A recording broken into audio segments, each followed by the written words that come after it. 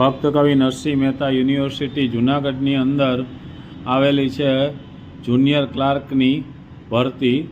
એમાં એક જગ્યા છે અને 22/12/2025થી 22/1/2026 સુધી ઓનલાઈન ફોર્મ ભરાશે અને તમારે ઓનલાઈન ફોર્મ ભરવાનું રહેશે.